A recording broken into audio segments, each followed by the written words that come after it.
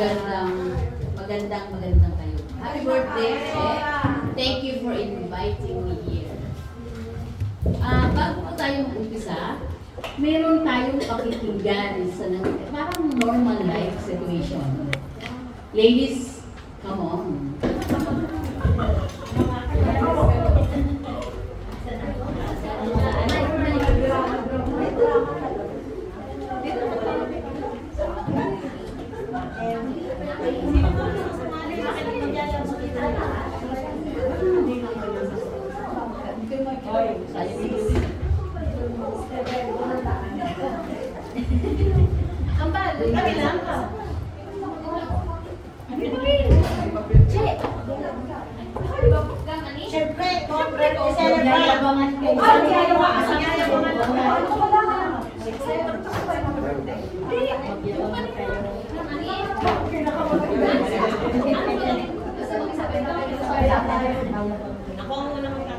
Sige na.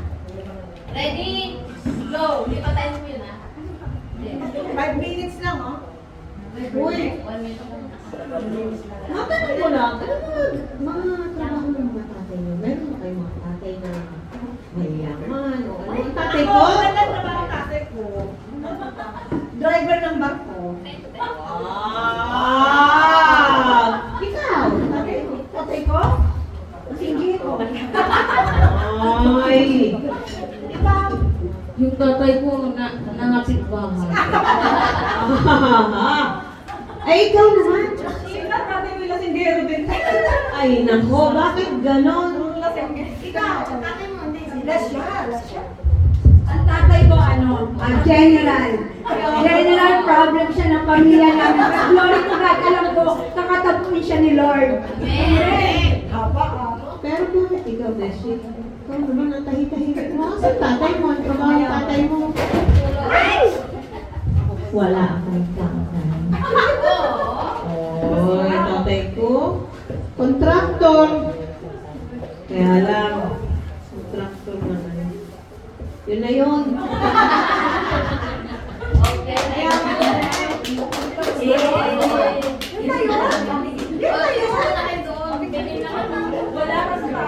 Wala sa tatay mo. Driver ng barko. Picture na daw. Tulong na kayo. Thank you. Ako sa actress. Yan ang tilaboy may actress na. O, diba?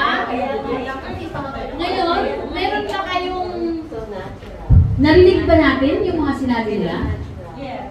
Iba-ibang tatay, nagpapayabangan. At yung iba naman, matatanda na tayo. 50 na, Sister Cheche, ano? Pero mga general problem pa rin yung mga tatay natin. Diba? At yung isa nga, nakakaawa dahil wala siyang naipagmalaking tatay. Mga kapatid, yan ang pag-uusapan natin sa gabi ito. Tayo ay merong tatay. Amen. Sa ating, the topic that we're going to talk about tonight is a royal calling, a child, a chosen, and an in charge. Are you ready? Let us pray. Lord, salamat Panginoon sa gabi ito. Salamat sa iyong salita na ipinaalala niyo po sa amin na kahit ang mga tatay namin dito sa lupa ay may kanya-kanya kaming problema, may kanya-kanya kaming ipagmamalaki, or may kanya-kanya kaming dinadala. Pero we have a Father which is in heaven. Thank you, Father God. Maging ang mga tagapakinig, Panginoon, Lord God, ay anoint their heart, anoint your word, and anoint my lips, Panginoon, God, na matutuhan namin at mayroong maging partakers ang bawat isa sa inyong salita sa gabi ito. Ito, gamitin niyo po ako as your vessel. In Jesus' name, Amen. Pito mo lang, Mike. Malakas na ba? Okay lang? Okay, dito sa Royal Calling, tayo yun. Tayo ay isang anak. At tayo ay pinili. At bilang pinili, bilang anak, ay mayroon tayong pagkatawag. At ang tawag doon ay Royal Calling. Hindi yan basta-basta ha. royal. Ang ibig sabihin nun, sabi nga, general, contractor, di ba? Hindi basta-basta ang ating pagkatawag bilang isang anak. Di ba? So dito, mula nung tinanggap natin si Jesus Christ as our Savior, we become a child and a chosen and an in charge of His kingdom. Ngayon, bilang isang child, bilang isang chosen, we are a child of God and a chosen by God, then we are charged with a mission. Handa na ba tayo? Okay. So, yun na nga, when you accept Jesus as your Savior, there are three truths that define us or define you. You are a child of God. Yung mga kanina, nahihiya siya, di ba? Dahil wala siyang tatay. Sis, may tatay ka. And your father is not only just a father, but our father or your father is God Himself. Then, you are chosen by God. Alam niyo ba ibig sabihin ng chosen? Halimbawa, sa dami natin na yun, sabi nga, out of millions, your child to be. Ang dami, pero isa lang ang pinili. Halimbawa, sa dami nyo nakaputi, si Pastora G ang nakita ko dahil siya lang ang nakapili. O, di ba? Chosen. Ang ibig sabihin ay pinili siya for a purpose. At sino ang nag-choose? Ang Diyos. So, hindi din basta-basta. Sister Che, happy birthday. This is for you and this for all of us. Kasi hindi ako sanay may sabay ganun yan. And then, you are in charge or you are charged with a mission. Hindi tayo nakaupo lang dyan. Pagka anak ka ng isang general o anak ka ng presidente, mayroon kang tungkulin. Di ba? Sino dito ang anak ka nga ng tatay mo pero wala ka namang ginagawa? Tandaan natin, ang ating identity ay nagko-conflict or mayroon tayong contribution kung sino ang tatay natin. Halimbawa, kaninong anak yan? Anak yan ang manginginom doon sa kanto. Kaya pala. Anong kaya pala? Kaya pala, iyong umaga sa inom. Di ba? Pero kung napakasubsub mo talaga sa trabaho or kaninong anak yan? Anak yan ni Mang Tomas, yung mayamang napakasipag. Kaya pala. Di ba? So tayo, as a chosen or as in charge with the mission, kailangan makita sa atin na, kaya pala. Sino yan? Kristiyano yan. Sino tatay niya? Diyos ang tatay niya. Kaya pala. Pero baka naman sabi, sino yan? Wala din yan. No? Diba? Kapag born again ka, kapag mayroong kang tatak ng Diyos, nasa tatak mo, nakatatak sa'yo. Nakikita nila. May mission ka. Hindi ka pwedeng nakaupo lang dyan. At hindi ka rin pwede na hahayaan mo lang kung ano ang buhay na mayroon ka. Okay? Sabi nga, if you live your identity, your life becomes unstoppable for God. Walang sino mang makakabahadlang sa'yo kapag ginawa mo at sinunod mo kung sino ka para sa Diyos. Amen. Seryoso? Amen. Okay. So, walang makakapigil sa atin kapag tinawag tayo ng Diyos. Now, bilang isang anak, kailangan alam mo na anak ka ng Diyos. Kailangan alam mo na anak ka ng tatay mo.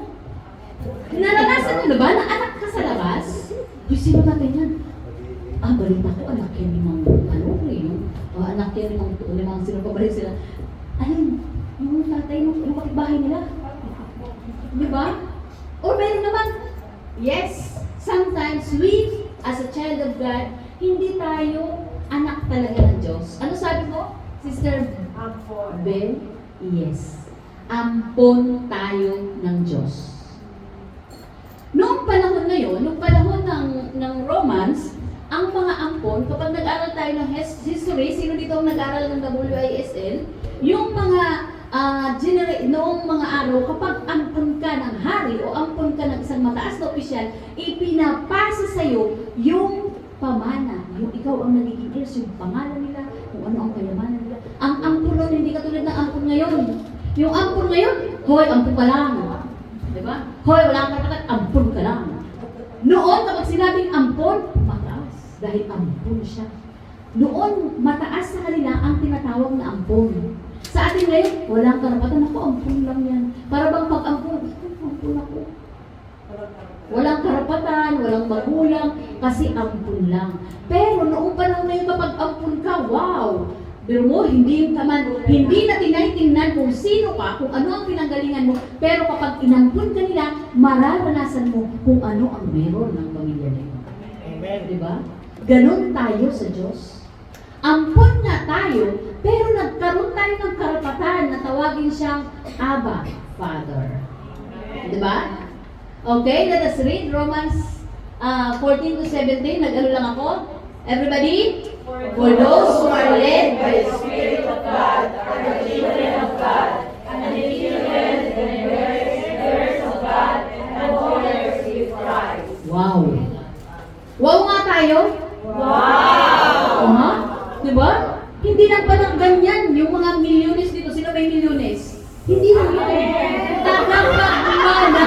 Amen. O, di ba manifestation? Taas na may milyones. See? Ang yayaman nyo. Pero, mas may mayaman pa. Nasaan? Tayo ay tagapagmana ng kayamanan. Saan? Langit. Sister Che, tandaan mo tagapagmana ka. At parang kaparihas ng minana ni Jesus Christ, ganun din ang mamanahin natin. Di ba? Ang ganda? Hindi ka lang pala sino, hindi ka palang basta-basta, tagapagmana ka. Alam niyo ba kapag may namatay ang tatay o mayayaman, hoy, may mamanahin yan. Kahit ampun lang may nakasunod, di ba, sa mga will?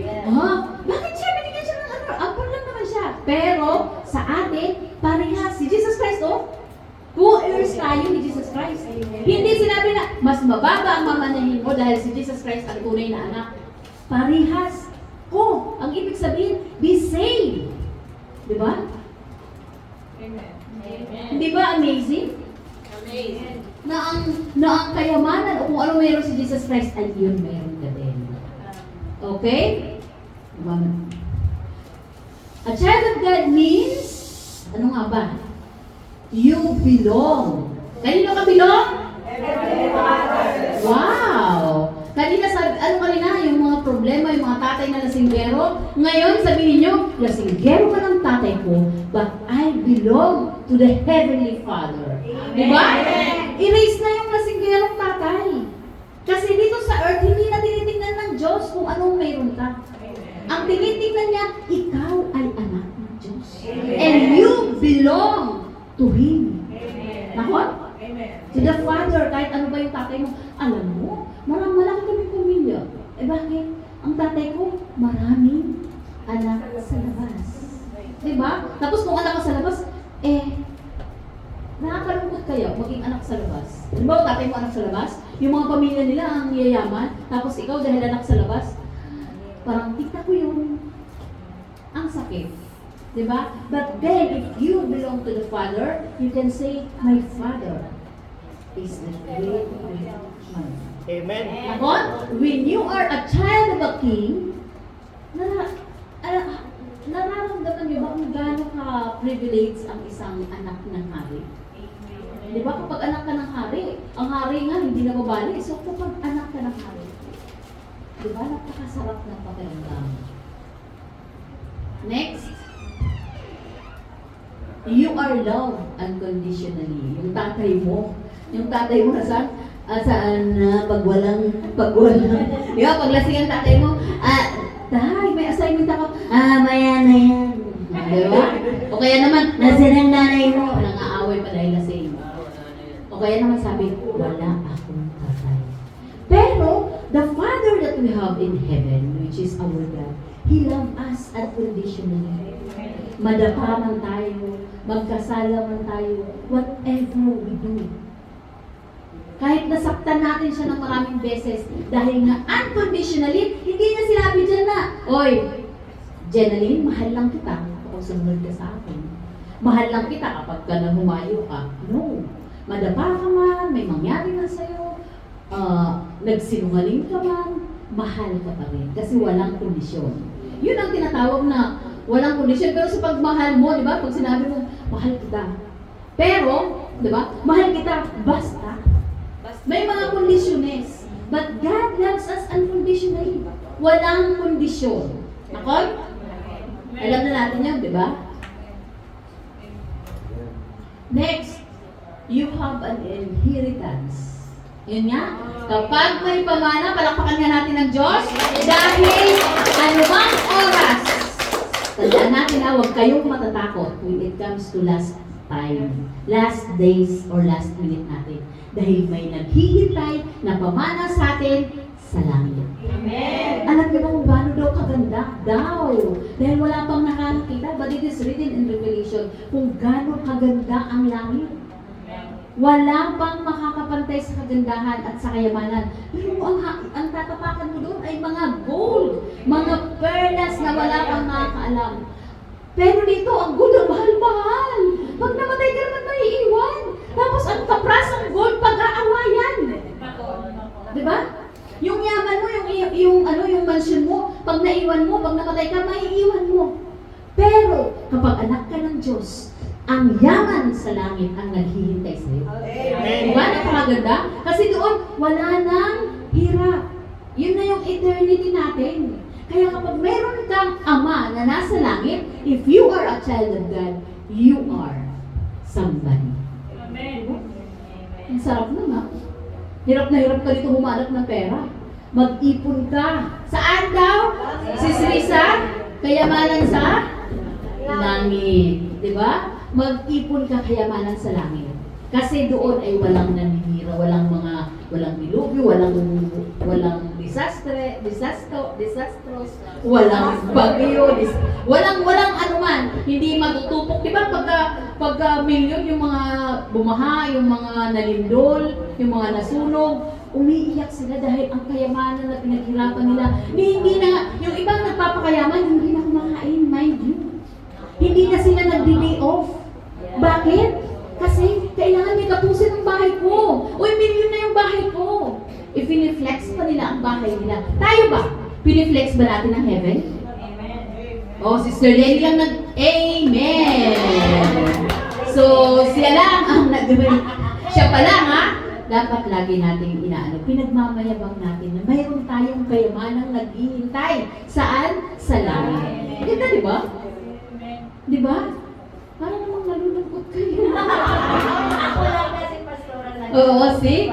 Huwag kayong malungkot. Kanya, hindi man natin alam, but in the future, if you're a child of God, wala nang kasulatan na, ito, pamana ko sa, di ba, mayroon pang kasi instant na yon. Kapag tinanggap mo siya, ikaw ay isang tagapagmana. Amen. Your foundation is secure. Amen. Diba? Wala nang, dito kapag hindi maganda ang pundasyon ng bahay mo, laglag sa lindol. Ikaw ang pundasyon mo is secure. Hindi sa mga ginagawa mo, but in whose you are. Kanino ka? At sino ang may hawak sa iyo? Sino ang ama mo? Doon nakasalalay kung ano ang security mo. Halimbawa, anak ka ng king. Kapag anak ka ng king, alam mo kung ano ang pinatatayuan mo. Katulad ni Sister Lenny kanina, hindi siya kumikibo. Bakit? Wala siyang maipagmalaking tatay. Pero, kung ang tatay mo ay hari sa langit, ano ang sasabihin mo? Uy, ang gano'n ng tatay ko. Bakit? Hari? Ano ang ibig sabihin ng hari? Kapag sinabi ng tatay ko, walang makakabali. Di ba? Kung ano ang sinabi ng tatay ko, wala kayo sa tatay ko. I am a daughter of a king. Diba? Ang sarap ipang malaki, I am a daughter of a king. Diba? Pero yung una akong tatay, nakakalungkot. O hindi mo naranasan dito kasi marami tayo, diba? Nakaka-relate tayo doon kung hindi na singgero ang tatay, manginginom nga, singgero na nga, or nagbababay ang tatay, or hindi nagkahiwalay, or lahat na ng brokenness sa pamilya natin dahil sa ating tatay, dahil sa ating parents. But, huwag kayong malungkot. Because we have the Father. Siya ang may hawak sa atin at siya ang ating Ama na nasa langit. Pagmayaman natin. Pag yun ang pinagmayabang natin, huwag natin ipagmayabang ang anuman. Ang dapat natin ipagmayabang ang Diyos na Ama natin, hindi ba? Construct. Ano yung mga uso noon, yung mga kurap? Contractor. Hindi construction. Hindi contractor pala ano? Kapag contractor, daming pera. Di ba? Kaya lang, ano ang nangyayari? Pag contractor, parang nayabang mo. Isang kainan lang, ang sarap nila. Sabi nila, ang dami nilang pera. Ang dami ng pera nila, di ba? Pero nauubos din yun. Pero kapag ang ating ipagmayabang ang yaman natin sa langit, walang makakaubos nun. Nakon?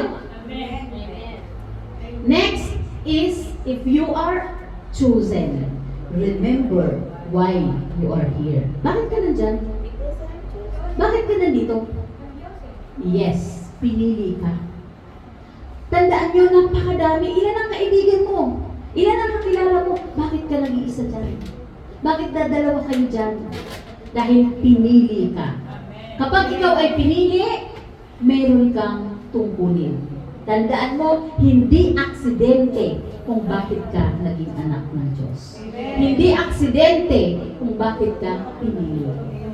There is something in you. Mahal ka ng Diyos. Nakon? So, let us read 1 Peter 2:9. But you are a chosen people, a royal priesthood, a holy nation, God's special possession. Wow! Di ba? Ano ibig sabihin ng God's special possessions? May hawak ka namang ginto na mabigat? Alam mo ba yung ginto na yun o kayamanan na yun kapag hawak mo, ayaw mong mawala sa kamay mo, ayaw mong mawala sa paningin mo. Bakit? Kasi special possession siya. Baka mawala, baka mawaglit, pinaghirapan ko siya. We are that possession, yung, ano yun, pagmamay-ari, hindi, nabibisaya ako, pagmamay-ari ng Diyos. Nakuha niyo? Kapag meron tayong pagmamay-ari na mahal natin, special sa atin, ayaw nating mawalay sa atin. Ganun tayo sa Diyos. Diba? Mayroong mahal tayo. Ayaw niya tayong maiwalay sa paningin niya. Ayaw niya tayong malayo sa Kanya. Kaya ayaw ng Diyos na nagkakasala tayo. Because we know that sin separates us from the love of God. Kaya lang, hindi maiwasan, sabi nga, tao lang ako. Normal. We are in a purpose. Or may mga timing ang Diyos sa atin. Diba?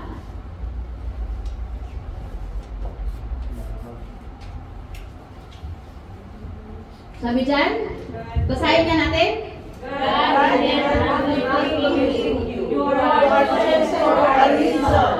Ang ibig sabihin ng random, halimbawa, draw lots, di ba? Hindi ka din draw lots ng Diyos. Yung, sige, di ba pagka mayroong kalabunutan, may mga number, anong number ka, tapos i-draw lots doon. Nanalo! Si Sister Maylene. Kapag ganun, ang ibig sabihin nun, randomly chosen. Pero, dahil you are chosen for a reason, ang sabi ng Diyos, itong anak mo to. Si Sister Maylene, akin to. Amen. Ganun, di ba? Sister Zen. Di ba? Pinili ka ng Diyos. Nakon, Sister Ebs. Nandun ka dati, pero pinili ka ng Diyos, inalis ka doon at dinala ka dito. For a reason. May dahilan ang Diyos. Ginawa ka niyang espesyal na pag-aari. Nakon? Nakukuha niyo ba? Nakukuha ba yung kahalagahan bilang isang pinili? Di ba kapag kapag napili ka, ano ang nararamdaman? Sige nga, ano ang nararamdaman mo, Kambal? Ano ang nararamdaman mo kapag pinili ka? Kapag napili ka among the millions? Yes. Special? Sige nga, Sister Heart, ano nararamdaman niyo mo? Anong pakiramdam mo kapag sa dami na yun, out of millions, pinili ka? Anong pakiramdam? Maligaya. Okay? Sister Nona nakamiti. Ano pakiramdam mo kapag halimbawa sa dami na yun in millions or in a gathering, sasabihin, we know na, you are chosen. Wow. Feeling special. Okay. So, special, di ba? Parang siguro, magtatatanong ka, excited ka, dahil pinili ka, di ba? Kapag nanalo ka, anong pakiramdam nun? Masaya ka. So, if you are chosen, pinili ka for a reason. Ano ba yung reason? Bakit kaya ako pinili ng Diyos? Ano nga kaya ang dahilan? May minutes pa ako. Okay? Let us see kung bakit tayo pinili. What it means to be chosen. First, you have a divine identity. Defined by society or justice. Ang ibig sabihin ng divine identity, hindi tao ang sasabi sa'yo, kataray. Di ba? Pag tumaas na ang kilay ko, ang taray. I don't care kung ano sasabihin nila sa akin.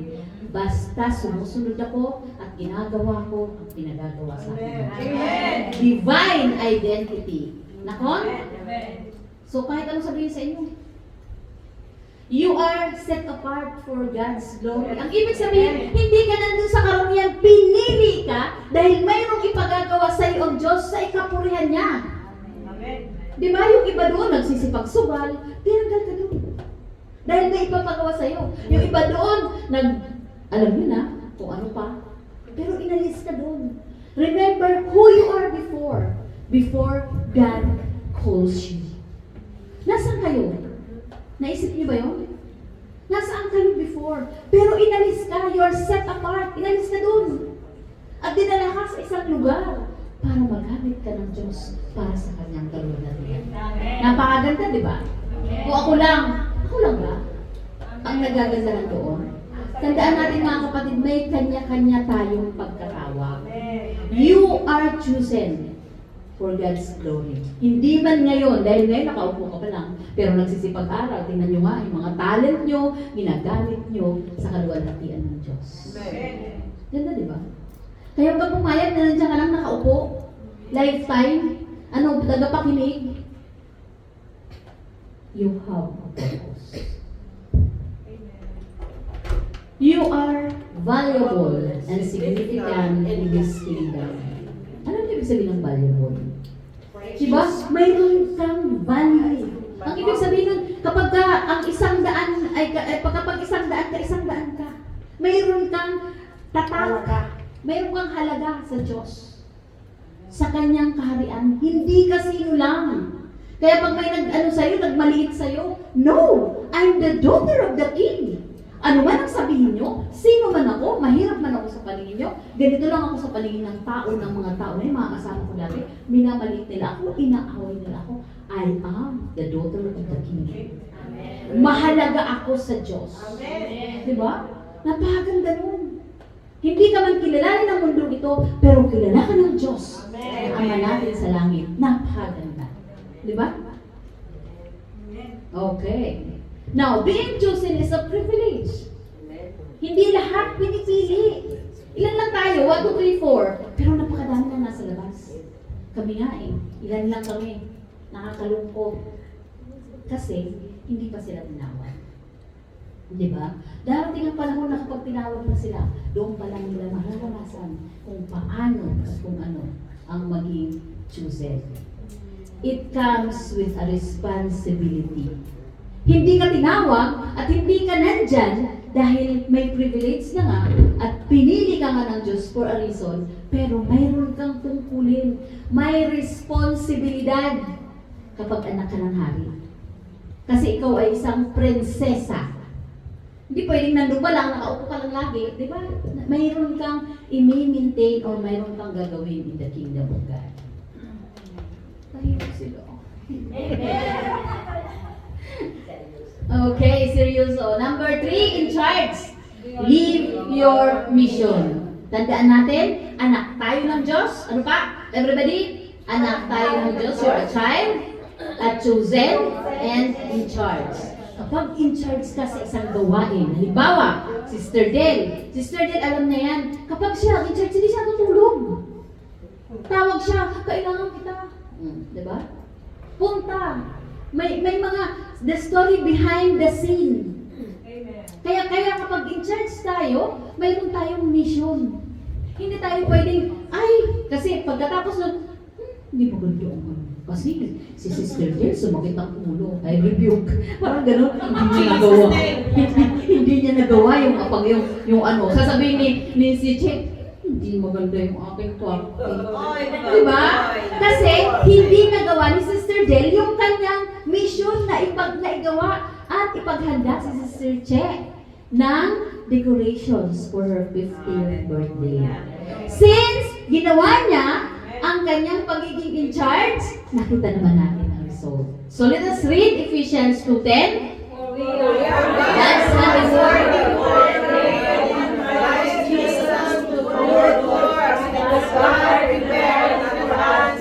Okay. Maliwanag ba? Mayroon daw tayong gagawin. Nakon? Mayroon tayong gagawin sa kanyang kingdom. God prepared in advance for us to do. Nakahanda na. Inaantay na lang ng Diyos ang sabihin mo, yes, Lord. Kasi kung hindi, teka muna, Lord. Hoy, gawin mo to. Mag-share ka doon. Teka lang, Lord, di ba ako ready? Kapag sige pa tayo, naka-ready na yan. Parang may grace na eh. Sige na, parang, ando na nga eh. Mag-share ba ako? Paano ko ba si-share? Pero sabi, Lord, teka muna, hindi pa ako ready. Namatay yun. Reality, di ba? Oh, sorry Lord. Nakamatayan, hindi mo na-sharean. Pero ikaw, ang tinawag ng Diyos, naka-prepare yung gagawin mo. Kaya kailangan gawin natin yung pagkatawag natin. Yung pagkatawag sa atin ng Diyos. Kasi di ba mayroon tayong, sabi nga, created in Christ Jesus to do good works.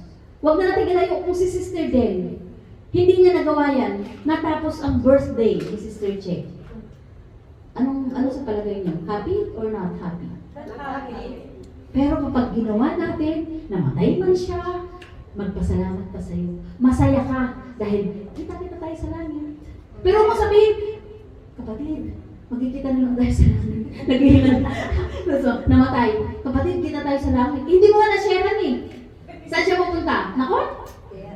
O mayroon naman, kapit-bahay ko yun. Hindi mo na-sharean. Ano nangyari? Namatay. Pagdating sa langit, dahil dito kasi ang langit at ang impyerno, parang dyan ang impyerno, dito ang langit, may pagitan sila na hindi ka makakakawin. Pag nakita ka ng kapitbahay mo, yung kaibigan mo, bakit hindi mo ako sineran?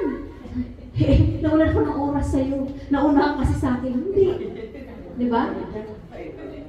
Kasi ikaw ang sisisihin dahil ikaw, alam niyo ba mga kapatid, isa pa ha? Yung kaluluwa o yung soul, kasi we are after the soul, huwag natin tingnan ang mga mukha ng mga tao. Tingnan natin yung kanilang espiritu, yung kanilang kaluluwa. Kapag hindi mo sila na-sharean at nandun na tayo sa langit, di ba, kabilan na yun, sasabihin nila, bakit hindi mo ako na-sharean? Hindi niya sasabihin sa akin kung hindi ko siya kakilala. Ikaw nakakilala, sa'yo sasabihin. Di ba? Baka sabihin naman, bakit hindi mo ako share? Parehas lang tayo. Di ba? Hindi kita ma-share kasi hindi ko rin alam. Yun ang mahirap. Nakon? Parehas lang tayo eh. O kaya naman nandun kayo, di ba? Nandun na kayo sa impyerno, bakit naghihirap tayo? Sasabihin, dalawa kayo na parehas kayo na punta sa impyerno. Alam mo, sasabihin, bakit tayo nandito? Di ba, nag-church ka na sa Tel Aviv? Minsan lang yun. Di ba? Hindi ako nagpatuloy. Sino sisisihin? Ikaw pa rin. Kasi ikaw ang tinawag. Pero nalaglag ka rin, masama-sama tayo. Parang sama-sama together, happy together, di ba? Ganun. Kaya kailangan maging mindful tayo kung ano ang misyon na ipagagawa sa atin. Ano yung misyon? Kabisado na lang lahat. Matthew 28:18. Everybody? Therefore, go and make disciples of all nations. O ha? Hindi lang sa Tel Aviv. To all nations. Ang ibig sabihin, international. Kahit na itim naman ito kakabit ko. Pero ang sarap na, well, you know, God loves you. Simple as that. Pero minsan, di ba? Ganun tayo. Imbes na sabihin, ano ba, kapatid? Ano, maging sweet ka mo lang paminsan-minsan. Oo, di ba? Oo, may tinatamaan. Kasi, kailangan, huwag tayong tumingin, itim siya hindi ko naman siya kalahi.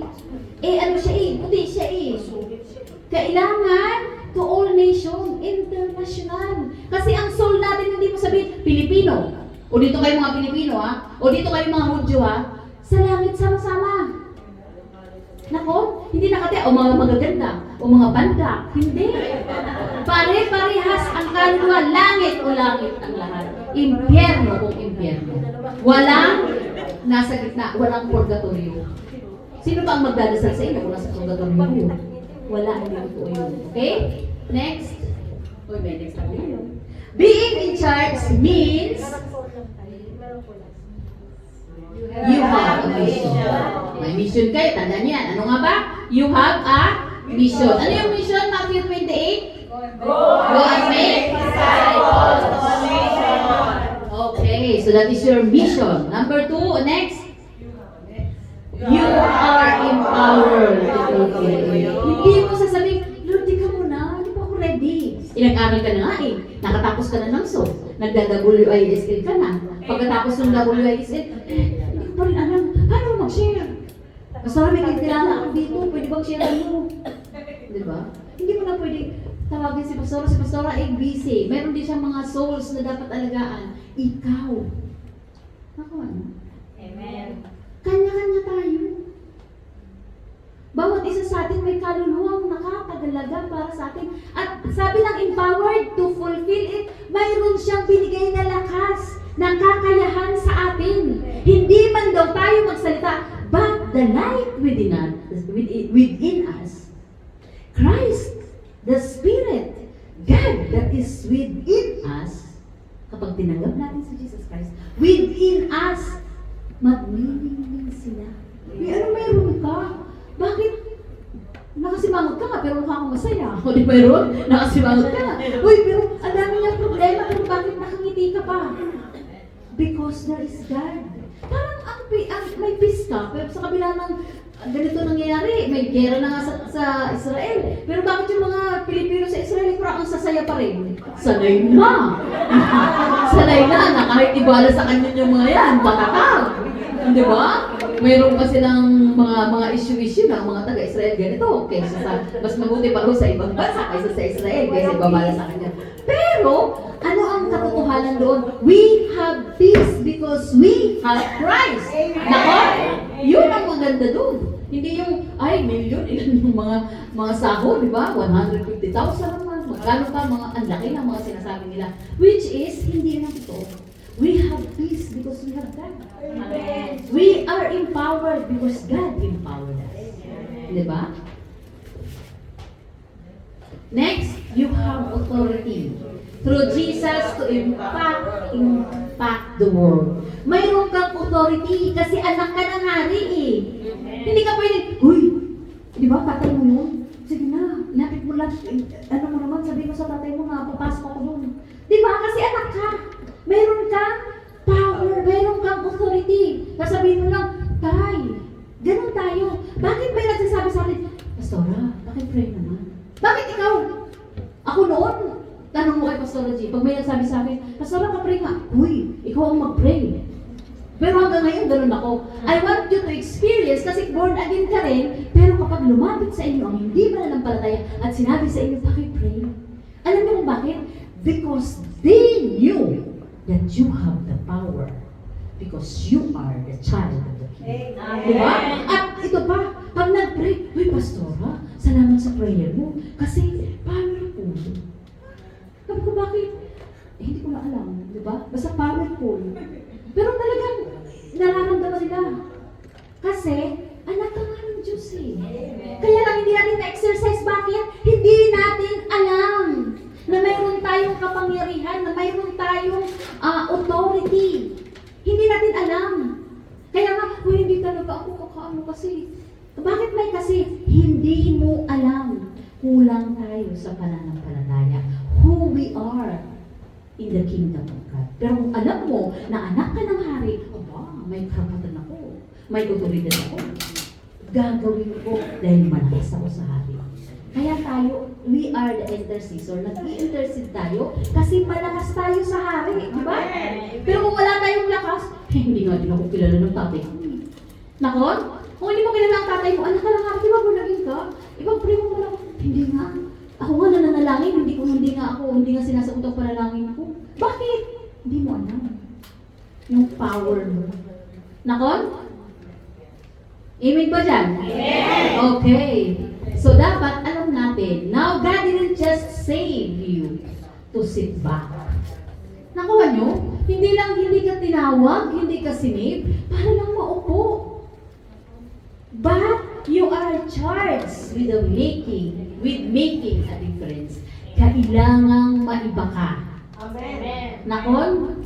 Kailangan kakaiba ka. Kasi anak ka na ng hari eh. Hindi ka pwedeng, okay, nakipaglaro ka doon sa, mga bata, nakipaglaro ka, nakipagsalamuha ka sa kanila, pero kakaiba ka pa rin because you are a child of a king. Nakuha nyo? Diba? Kailangan mayroong kakaiba sa'yo. Dahil mayroong pagkatawag sa'yo. Okay? Malapit na tayo? Few na lang. Parang tahimik na kayo, gutom na ba?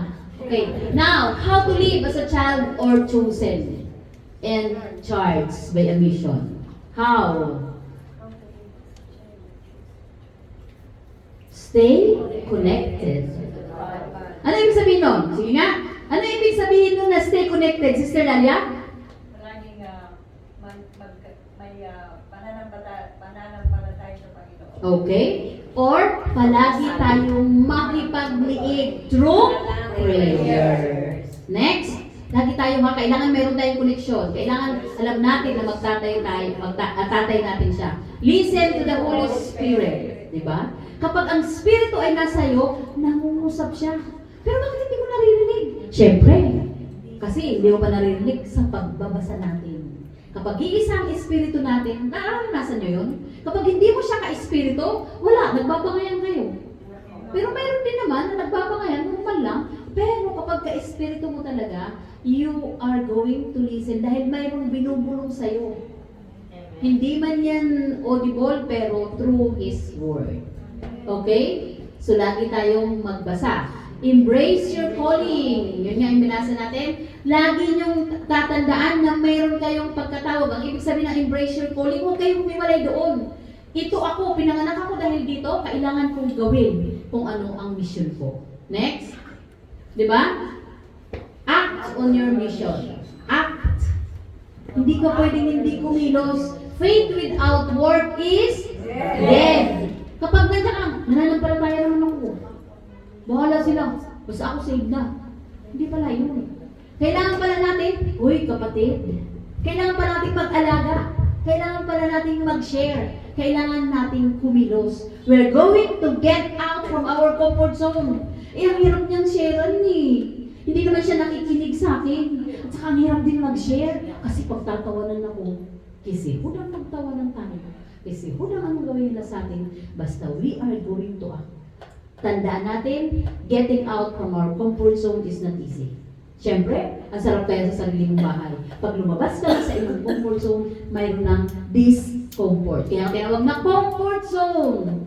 Kasi comfort, nandun ka lang, masarap doon. Pero kapag umalis ka sa comfort zone mo, discomfort, mahihirapan ka. Nakon? Pero kailangan natin kumilos. Nakuha ba natin yun? Amen. Now reflect Christ daily. Ibig sabihin, lagi tayong magbabasa, lagi tayong kaniig natin ang Diyos.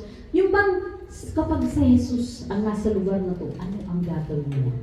Iano natin na ang buhay natin ay hindi tayo. Si Jesus Christ, magagalit po, gulit na gulit ako. Si Jesus kaya, magagalit kaya siya kapag sa ganitong sitwasyon. Ibigay natin yung, si Jesus kaya, ano kaya ang gagawin niya? Because we are here to do what God wants to do. Wala na siya dito. Tayo nga, we embodied Christ. Diba? Tayo na makikita na sa atin sino si Kristo. Sino si Jesus Christ. Pero kung dati ka pa rin, madaldal o ano man tayo, negative na dati tayo, kung andin ka pa rin sa dati mo, hindi pa nagre-reflect si Jesus sa atin. Okay? Tandaan natin, hindi yun one click. Liat liat, liat. Magulat ka na lang, wow. Tapos hindi mo sabihin, nagbago na ako, alam niyo, nagbago na ako. Babet, di ba? O, alam niyo, nagbago na ako, bebet, hindi na ako ito. Kapag sinabi mo yun, sasabihin, Jean, nagbago na daw. Kailangan di ba magsabi, alam mo kapatid, nagbago ka na. Ang ganda-ganda mo na. O, di ba? Wait mo na. Ulit ka na ni Lord. Kasi yun, kapag hindi ka pa perfect, pero in due time. Okay? So, yun. Yun yung dapat natin gawin na mamuhay tayo ng ayon sa kanyang pagkatawag sa atin. Next. Last and not the least. Wow! Wow! Pinakakantay! Wow! O sige, bago tayo mag-conclusion, ano natutuhan natin? Sige nga. Tuwa-tuwa. Sister Yumi? Sabi ni Yumi, sige. Conclusion na? O ano? Ano natutuhan mo? Isa lang. Sige na, huwag kang mahiya. I am chosen. Sige, nahiya siya. Sister Ben. Bless. Blessing. That we are chosen by our Holy Father, that we have to keep connected by through prayers and also through the word. Okay, taas na ng kamay si Yumi. I'm the child of God. Okay, a daughter of the King. Okay. Sino pa ba? Sino brother ang pangalan mo? Rudy. Brother Rudy. Ano ang natutunan mo ngayon? Ano ang nakuha mo bago tayo mag-conclusion? I am chosen. Yes, he is chosen. Ayan na, nagpe-perform na siya. He is submitting his talent. Okay, sino pa? Hindi ko sumapinala yung iba. Pero okay, now, parang nagmamadali na tayo kasi tuwag-tuwa na sila. Nakain na, the next part. Okay, now, a child, alam natin kung sino tayo. Okay, next is, if you are chosen, you belong. Tandaan natin na, as a child, we know our identity, that we belong to our God, our Father. Okay, a chosen knows your worth. Tandaan nyo, mahalaga kayo. Okay? You are set apart. Okay, next. In charge. Know your mission, you are called to impact the world. Tandaan nyo ha, kapag ka doon sa dami na yon, isa ka na dapat gagawa ng kakaiba because you are chosen. Thank you. Ready, go, God? God is asking for your perfection. He's asking for your obedience, faith, and courage. Okay, hindi kailangan ng Diyos ang perfecto, ang maganda, ang sexy, or whatever that the world defines us. God only wants our obedience. Yung malis tayo sa ating comfort zone, yung ating pananampalataya ay maging matatag at hindi matitinag. And once and for all, Sister Cheche, at sa lahat, happy birthday, you must have the courage to share. Okay? Pinili ka ng Diyos for a purpose. To share the gospel and to share that you are a daughter of a king. Thank you. And let us pray. Thank you, Lord, sa oras na ito, Panginoon. Nagpapasalamat kami. We do pray, Panginoon, na may nakuha ang bawat isa sa amin. Na mahalaga kami sa inyo, Panginoon. We are a child of a king, a daughter of a king, a son of a king. Napakalaki, Panginoon, ng karapatan namin bilang tawagin ka. Ama, Ama, Ama. Thank you, Lord. In Jesus' name, Amen.